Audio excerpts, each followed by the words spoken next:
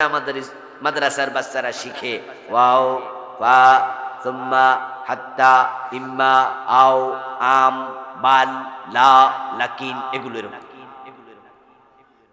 তার মাঝে ফা শব্দটা আসে একটা কাজ শেষ হওয়ার পরে আরেকটা সিরিয়ালে তাড়াতাড়ি হবে, দেরি হবে না। তো আল্লাহ তাআলা বলেন ফাতালাক্কা আদামু মির রাব্বিহি কালিমাত ফাতাবা আলাইহি।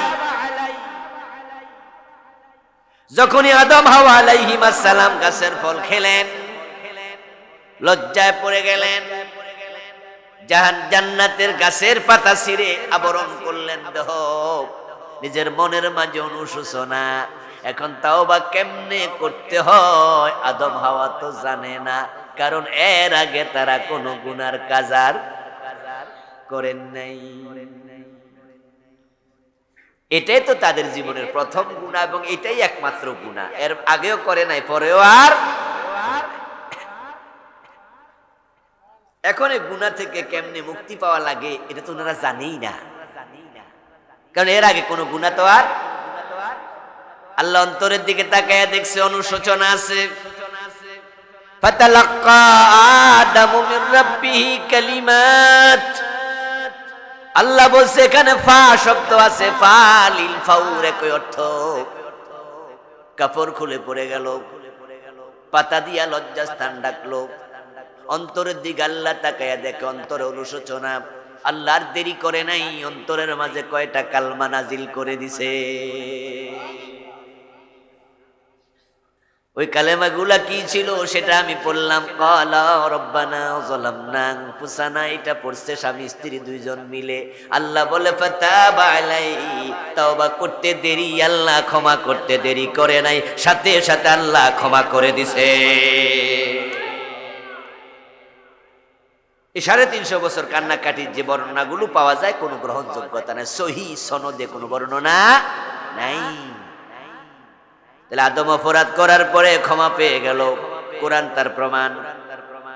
এবার ইবলিস অপরাধ করছিল একটা, ক্ষমা পাইছে। আরে ক্ষমা পাওয়া দূরের কথা, ক্ষমা কি চাইছে? তো আল্লাহ ক্ষমা করবে কেন? সে তো ক্ষমা চাই নাই, বরং গাত্তারামি করছে। সাথে সাথে আল্লাহ কাবা ওয়াস্তাকবারা ওয়া কানা মিনাল কাফিরিন। ইবলিস অহংকার করেছে, আমার আদেশ মান নাই, গাদ্দারি করছে, অস্বীকার করছে, এবং ফাকানা মিনাল কাফিরিন, সাথে সাথে কাফের হয়ে গেছে। এখন বাংলাদেশে যারা মসজিদে আল্লাহর আইন মানে, সংসদে মানে না, আদালতে মানে না, এই আল্লাহর আইন না মাইনা 52 বছর দেশ চালাইছে, উল্টা পাল্টা চালাইছে, তারা তাওবা করছে কয়দিন? তাওবা করলো না। ইবলিসও কিন্তু অন্যায় করছে, তাওবা করে নাই। তো তারা ক্ষমা কেন পাবে? ইবলিস যেমন ক্ষমা পায় না, তারাও ক্ষমা পাবে না। যদি তাওবা তারা করত আদম হাওয়ার মতো, আল্লাহ তাদেরকেও ক্ষমা করত। ক্ষমা করার ক্ষমতা আল্লাহর আছে না নাই? আল্লাহ তাআলা কোরআন মাজিদে বলেন আলা লাহুল খালকু ওয়াল আমর। সাবধান, শুনে রাখো, সাবধান শব্দ বলছে, সতর্ক করছে। লাহুল আলা লাহুল খালকু ওয়াল আমরু, বাংলা তো হলো সাবধান, সৃষ্টি যার, আইন চলবে শুধুই তার। কথাটা কার? মাশাআল্লাহ, আল্লাহর কথা জোরে বলেন, কথা কার? এবার আরো একটু জোরে বলুন তো, সৃষ্টি কার, আইন চলবে কার?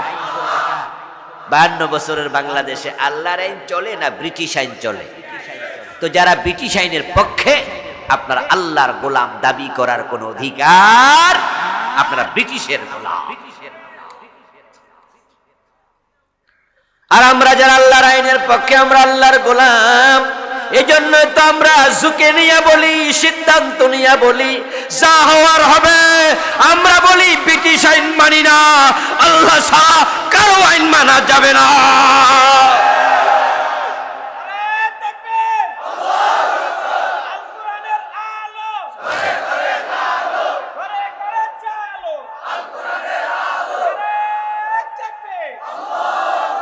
আমার প্রিয় ভাই, ইবলিস শয়তান আল্লাহর একটা আদেশ মানলো না, সে কাফের হয়ে গেল।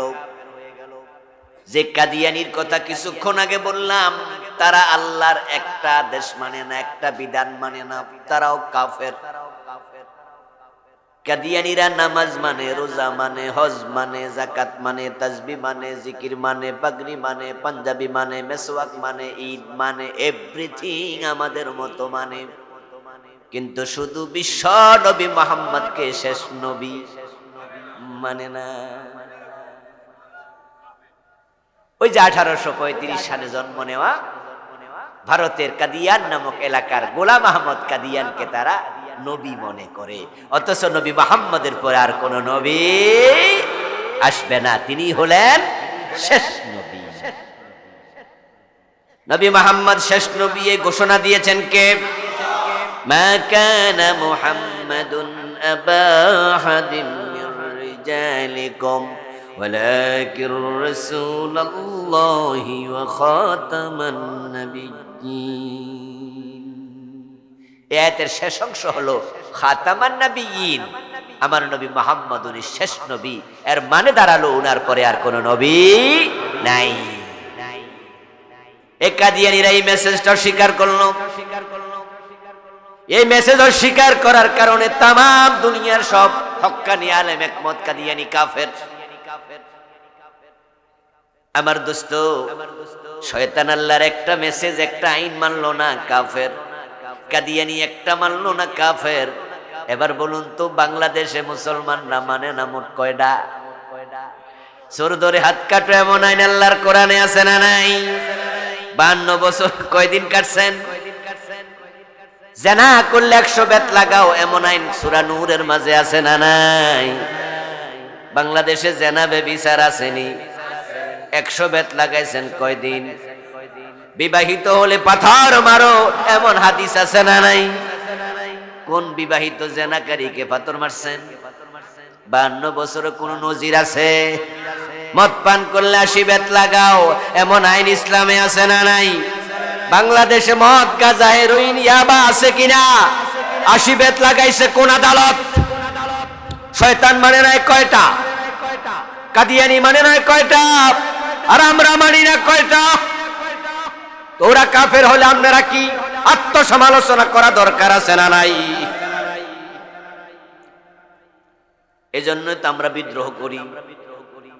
আমরা বলি আমাদের বলা থামাইতে পারবা না, যতদিন পর্যন্ত কোরআনের রাজ কায়েম হবে না ততদিন আমরা বলে যাব আল্লাহ ছাড়া কারো আইন মানি না।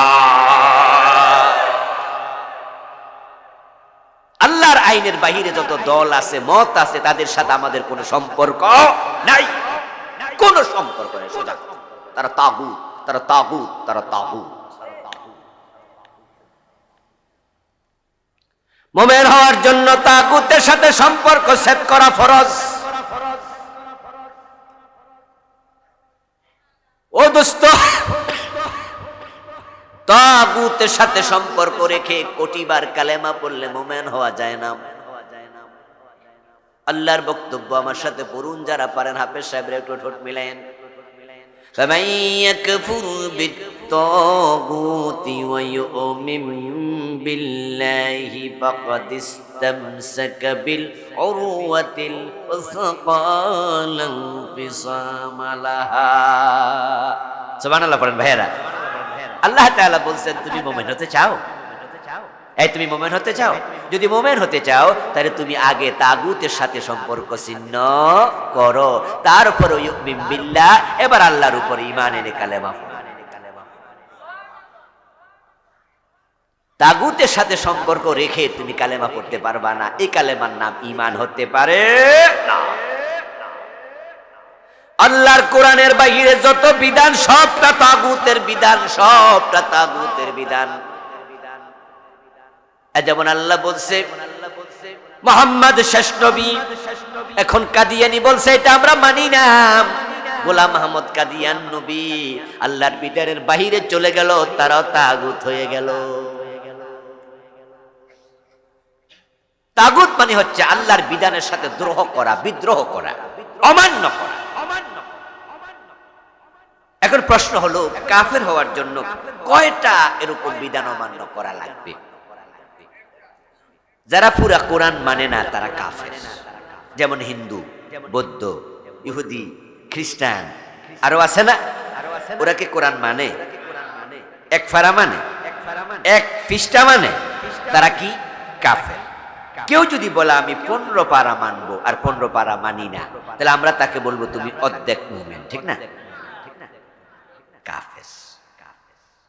কেউ যদি বলে 29 পারা মানি, 1 পারা মানি, যদি কেউ বলে সব মানি, 1 অক্ষর মানি না, কাফের।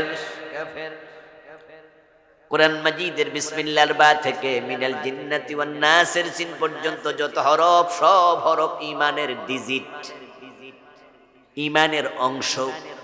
একটা বাদ দিবা ঈমান শেষ। এই যে আমি চালাই গ্রামীণ ফোন, আমার সিমটা মোবাইলে গ্রামীণ ফোন কোম্পানির, আপনাদের অনেকের আছে এয়ারটেল, রবি, আছে না?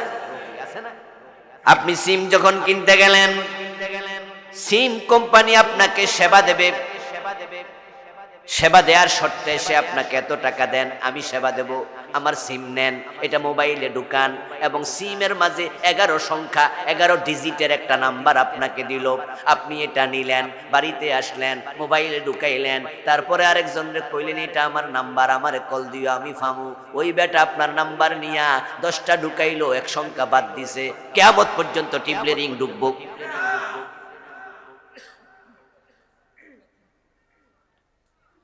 ও আমার প্রিয় ভাই, আল্লাহর কোরআনের প্রতিটা অক্ষর তোমার ঈমানের ডিজিট, একটা বাদ দিতে পারবা না, সব মানতে তুমি বাধ্য। যদি কোনো মানুষ বিষ খায়া মারা যায়, আমাদের কাছে নিউজ আসে, আমরা কেউ কি কোনোদিন মনে মনে ধারণা করেছি বেড়া মনে দোকানে সব বিষ খাইয়া লাইছে এজন্য মরছে? না, আচ্ছা সব না খাক, আধা কেজি খাইছে, 3 পোয়া। আমার প্রিয় ভাই, বিষ খায়া মরার জন্য আধা কেজি, হাফ কেজি খাওয়া লাগে না, বিষের মতো বিষ 1 ফোঁটা খাইলে মরা যায়। এই জন্য আমরা যখন দেখছি ছোটকালে বাবা বিষ আনে, কীটনাশক ওষুধ আনে, ওটুকু শিশি আনছে, এটাই বালতির মাঝে 1 ফোঁটা দিয়া তারপরে পুরা খেতে দিছে, বাকিটা তুল্লা রাখছে। 1 ফোঁটা বিষ খেলে মানুষ মরে যায়। কাফের হওয়ার জন্য সব আইন অমান্য করা লাগে না।